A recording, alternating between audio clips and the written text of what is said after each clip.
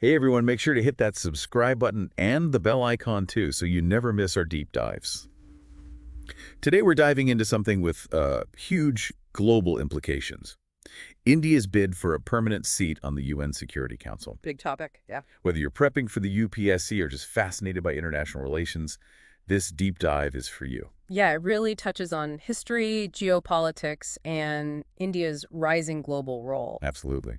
We'll be dissecting why this reform is so important, what strengthens India's claim, and the roadblocks ahead. Should be interesting. Our guide for this deep dive is UNSC reform.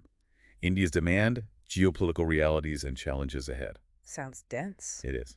But we'll break it down. Before we jump into the deep end, though, let's quickly recap the basics of the UN Security Council. UNSC for short. Exactly. Think of it like a council of elders responsible for keeping the world peace. Right, but this council has a very particular structure. Yeah, 5 permanent members, the US, UK, France, Russia, and China, hold veto power. Any one of them can block a resolution, even if everyone else agrees. It's a powerful position, a legacy of the post-World War II world order. Right, then we have 10 non-permanent members elected for 2-year terms. But here's the thing. The world has changed drastically since World War II. Oh, absolutely. Many argue the UNSC's structure is outdated, like an old photo that doesn't capture today's world. Exactly. Look at the rise of economic powerhouses. Germany, Japan, India, and Brazil, they lack a permanent seat. And don't forget Africa. Yeah, the entire continent without permanent representation. This creates a north-south divide, a feeling that the concerns of developing nations aren't given equal weight. It raises questions about who gets a voice and how decisions impacting everyone are made. It's not just adding a chair to the table, it's about whose voices are heard. And this feeds directly into calls for reform. Like interventions in Libya and Syria, framed as promoting responsibility but sparking debates about the UNSC's effectiveness and motives. Big debates. Can a structure built for a different era handle the complexities of today? Our source material suggests it's time for an upgrade. Time for a change. And India is at the forefront of this call for change. Yeah, their desire for a permanent seat has been around for a long time. They have a compelling case, too.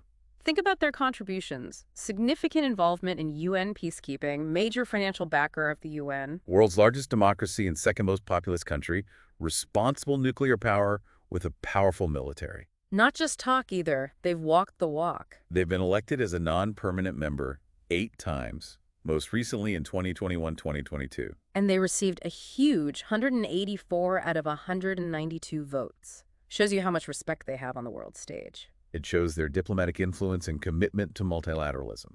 And this recent stint as a non-permanent member could be a stepping stone towards a permanent seat. Now, India's not alone in this quest for reform. Nope, they've teamed up with Germany, Japan, and Brazil, the G4 alliance. They all want permanent membership and have even proposed UNSC expansion. Their plan is to increase the number of permanent seats to 11 and non-permanent seats to 14. A key aspect is better representation for Africa and other underrepresented regions. The G4 are even willing to initially forego veto power. That's a big compromise, showing their commitment to finding a solution that works for everyone. It really puts the focus on shared responsibility. But let's be realistic. UNSC reform faces some serious roadblocks. Oh yeah, what are some of the hurdles they'll need to overcome? Well, there's resistance from the current P5 members. Of course. China particularly worries about power dilution.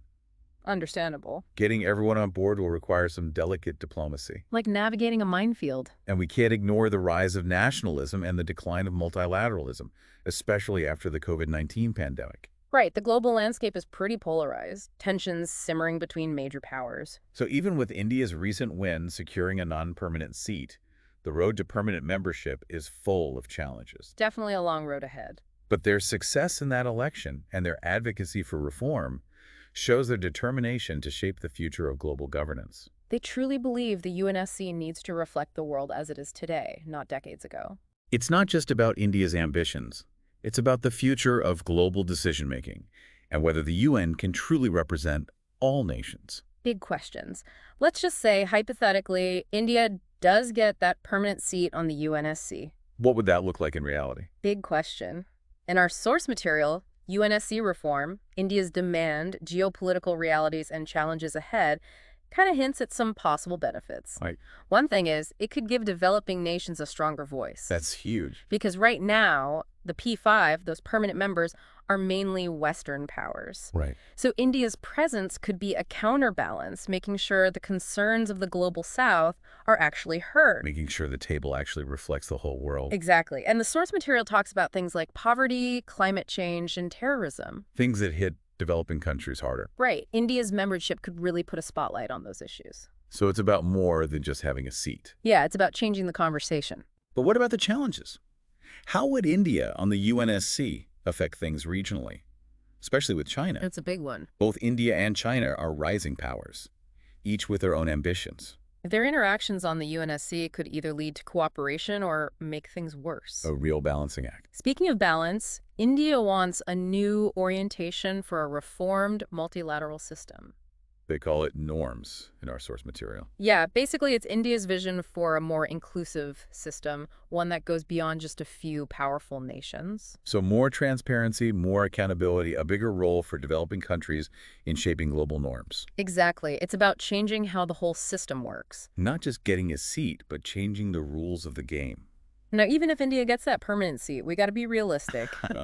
UNSC reform won't be easy. What hurdles are we talking about? Well, one big one is just overcoming how things are now. The status quo. The P5 have held power for so long. Changing that will take serious diplomacy and compromise.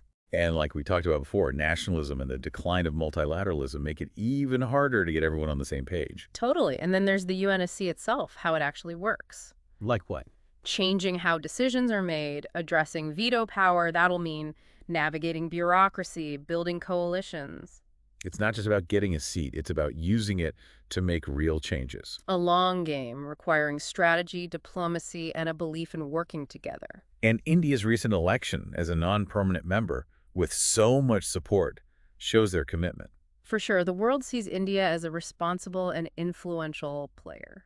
Looking beyond the UNSC itself, what could India's permanent membership mean for global governance as a whole? That's a fascinating thought. India's rise is already changing the game. A permanent seat would boost their influence even more, giving them a platform to shape global norms. So we're potentially talking about a shift in the balance of power. Not just on the UNSC, but across the whole system. And that could affect how we deal with everything: climate change, poverty, conflict. It's a turning point for global governance, and India's role is undeniable. We've covered a lot today: the history of the UNSC, the difficulties of reform, the potential impact of India's inclusion. A lot to think about. But before we wrap up this deep dive, I want to touch on something from the source material that's especially important for those preparing for the UPSC exams. You mean the challenges ahead for UNSC reform? Exactly. The document highlights how tough these international negotiations are, the resistance from existing powers, the rise of nationalism. Big obstacles. For future diplomats and policymakers, understanding these challenges is crucial. And not just understanding them, but figuring out how to overcome them. Which takes a deep understanding of international law, diplomacy, negotiation, geopolitics. All the big ones. And most importantly, a belief in multilateralism, in working together to face global problems. Couldn't agree more. So as we end this deep dive, let's leave our listeners with something to ponder. So we've been talking about India's push for that permanent seat on the UN Security Council. A big topic for sure, especially for anyone studying for the UPSC exams. But it's bigger than that, right? It's about how the whole world works. It makes you wonder, can institutions designed decades ago really handle today's problems? Can the UN, as it is now, really deal with things like climate change, terrorism, and a shaky global economy? Does it need a complete makeover to reflect the fact that power is spread out more now? Not concentrated in just a few countries. And that's what makes India's bid for a permanent seat so fascinating. It could be a trigger for bigger changes. You're not just talking about one country's ambition, but potentially changing the whole UN Security Council. Who gets to speak, how decisions are made, and ultimately whether the UN can actually solve global problems. It's about making sure the Global South has a real say. Those countries are often hit hardest by UN decisions. It's about acknowledging that global power is shifting and creating a system that represents everyone. A more inclusive system. So for everyone listening, whether you're a UPSC aspirant studying international relations or just curious about the world, this is a story to watch closely. The UN Security Council is incredibly important, and its future affects all of us. It reminds us that these diplomatic discussions have real consequences. Whether it's peacekeeping, sanctions, or international agreements. What happens in the Security Council impacts lives everywhere. So as we wrap up this deep dive, Keep exploring, keep asking questions, keep learning. India's journey towards a permanent seat on the UN Security Council is still going. And it has the potential to reshape the world. And remember, the more you know about these complicated issues, the better you can be part of the conversation. You can advocate for change and help build the kind of world you want to live in. Thanks for joining us on this deep dive. Be sure to hit that subscribe button and the notification bell so you don't miss any future episodes. We'll be back soon with more fascinating topics and insights into the complex world we live in.